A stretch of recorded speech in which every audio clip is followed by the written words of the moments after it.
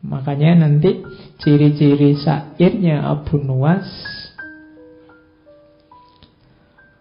ada 1, 2, 3, 4, 5. Yang pertama khomer, senang-senang, mabuk. Beberapa syairnya sangat erotis. Makanya saya nggak akan bawa yang itu ke sini, nanti kena sensor. Ya, beberapa sangat erotis kesannya. Ya, nanti rekamannya ada suara tut gitu, karena tidak boleh diucapkan. Terus satir.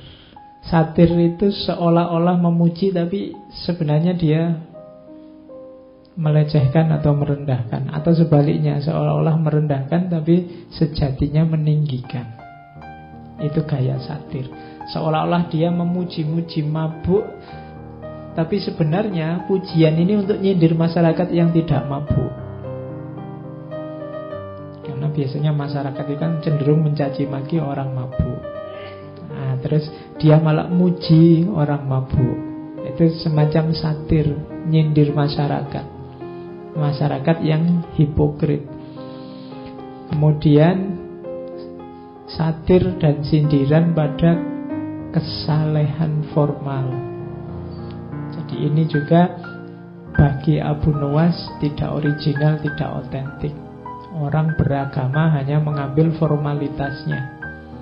Jangan-jangan hanya casingnya, isinya sama saja antara yang mabuk dan yang tidak mabuk. Nah, itu sindiran dari Abu Nuwas. Kemudian yang keempat, pentingnya menikmati hidup. Hidup sekali kok ya yang seneng. Hidup sekali kok isinya marah-marah, tawuran, gegeran, saling caci maki, saling. Berapa sih panjangnya hidup kita? Nah, itu banyak puisi-puisinya Abu Nuwas yang konotasinya ke sana. Mbok yo ndak usah sumpek-sumpek. Wong hidup kita ini ndak terlalu panjang. Kita nikmati saja hari ini. Ndak harus khawatir tentang masa depan atau menyesal tentang masa lalu. Hidup kita hari ini. Nah, itu pentingnya menikmati hidup. Dan yang terakhir, ini yang banyak dikutip adalah kesadarannya di babak terakhir kehidupannya tentang pertobatan, kesedihan, penyesalan terhadap yang dia lakukan di awal. Cuma kita tidak akan langsung jujuk tobatnya. Kita selusuri pelan-pelan dari mulai mabuknya. Seperti apa sih kondisi dia waktu mabuk? Oke.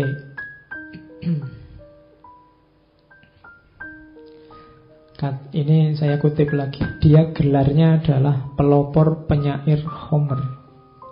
Makanya puisinya dikenal sebagai Homerian.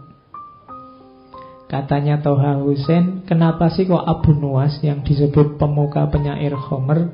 Padahal sebenarnya banyak sastrawan penyair yang cirinya Homer atau suka minum.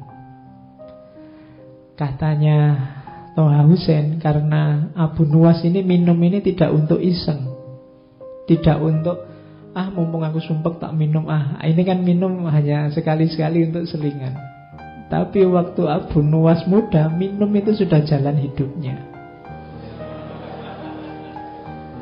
Ya, jadi katanya Toha Hussein, loh ini khas Abu Nuwas ini. Pokoknya tidak ada hari tanpa minum. Minum itu sudah jadi jalan hidup. Jadi dia bukan selingan, dia bukan tempelan. Kalau jalan hidup tidak bisa dipisah. Nanti bisa kamu kiaskan dengan rokok ya. Kalau sudah jalan hidup tidak bisa dipisah. Jadi karena memang eksistensimu sudah menyatu dengan, kalau Abu Nuwas dengan minumnya. Kalau tidak minum bukan Abu Nuwas itu. Sama kayak kamu, kalau nggak ngerokok bukan kamu berarti. Kalau kamu ya mesti ngerokok. Itu logikanya katanya Toha Hussein. Kenapa kok Abu Nuwas ini dianggap pelopor penyair Homer? Itu salah satu puisinya yang dari Diwan Abu Nuwas itu. Ingatlah, segarkan aku dengan Homer, dan katakan bahwa itu Homer. Oh, ini kan terang-terangan, tidak sembunyi-sembunyi. Kita kadang-kadang kalau melakukan yang tidak cocok atau tidak enak, kadang-kadang kan sembunyi-sembunyi. Padahal ya kita nikmati, tapi kita tidak mau menampilkan. Tapi Abu Nuwas menyindir orang yang menikmati tapi sembunyi-sembunyi. Analoginya dengan Homer. Dan katakan bahwa Homer ya Homer, jangan kau segarkan aku dengan kerahasiaan apabila mungkin dilakukan dengan transparan. Katanya Abu Nuwas, tak ada baiknya menutup-nutupi kelezatan dalam Homer. Itu kan dahsyat sekali. Dia ingin terang-terangan. Kamu pemabuk ya? Iya. Dia terang-terangan, tidak sembunyi-sembunyi. Kalau kamu tidak suka pemabuk, ya tidak usah dekat-dekat aku, kan gampangnya gitu.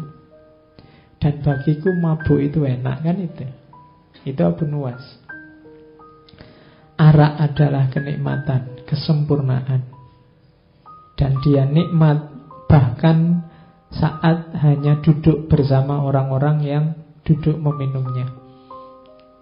Jadi nongkrong aja bareng sesama peminum itu sudah nikmat. Itu Abu Nuwas. Bahkan ini kontroversi luar biasa, ini ceritanya Ibnu Mandzur. Satu ketika Abu Nuwas ini masih mabuk terus sholat. Imamnya membaca Al-Kafirun, Qul ya ayyuhal kafirun. Tetap jawab Abu Nuwas. Terus dia jawab labbaik. Iya. Jadi kan itu, katakan wahai orang kafir itu, yo aku ngono. Iya. Oh itu nyindir kita luar biasa. Kita sekarang takut disebut kafir, takut. Abu Nuwas malah yo aku kafir ngono. Jadi katakan wahai qul ya ayyuhal kafirun, dia malah jawab. Nah, itu ya memang sedang mabuk, tapi sebenarnya cerita ini sindiran.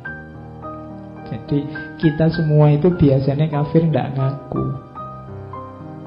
Kafir itu kan jenisnya banyak macam-macam. Dan Abu Nuwas ngasih contoh terang-terangan waktu sholat lagi. Iya, qul ya ayyuhal kafirun labbaik. Nah, itu imamnya kaget mesti. Terus dia diinterogasi lama. Oh kalau hari ini itu sudah pelecehan, masuk penjara ini pasti. Tapi terus dilepaskan karena alasannya orang ini memang suka ndagel kok, pelawak dia ini. Mungkin maksudnya ngelawak tapi waktunya ndak pas ya. Kesimpulannya gitu, terus dilepaskan. Itu enaknya jadi pelawak kan gitu. Kamu kalau keliru tinggal ngomong, oh itu cuma guyon kok, itu ndak serius. Nah itu Abu Nuwas. Kan memang beliau ini terkenal aneh-aneh. Karena ada cerita satu ketika dia teriak-teriak, ini loh Abu Nuwas, aku orang yang tidak suka kebenaran, aku orang yang cinta fitnah, dan aku orang yang lebih kaya dari Allah. Rame heboh orang satu kota, dipanggil oleh Harun al-Rasyid kan, kamu itu stres apa mabuk? Kok kalimatmu kontroversial semua? Loh, yang saya ucapkan tidak ada yang salah Raja. Orang-orang aja tidak betah mendengarkan kelanjutannya. Jadi aku orang yang benci kebenaran karena neraka itu kebenaran, kematian juga kebenaran. Jadi aku benci neraka, aku benci kematian. Aku cinta fitnah, kan ada ayatnya, amwalukum wa auladukum fitnah. Anak-anak kecil kan ya fitnah. Jadi aku cinta fitnah itu maksudnya aku suka punya duit banyak, aku suka anak-anak. Lah tapi kok bisa kamu lebih kaya dari Allah? Loh saya punya anak, Allah enggak punya.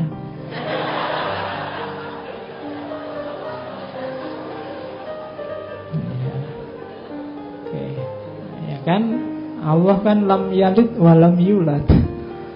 Iya.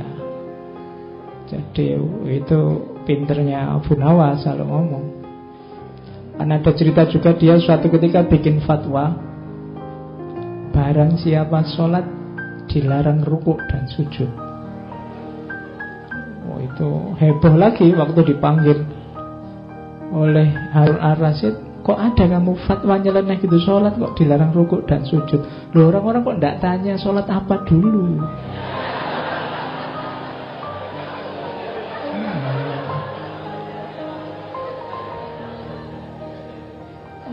Ya, itu maksud saya kan untuk sholat jenazah. Ya mesti aja ndak pakai rukuk, ndak pakai sujud. Itu caranya Abu Nuwas untuk dekat sama raja, melakukan kritik tapi selamat.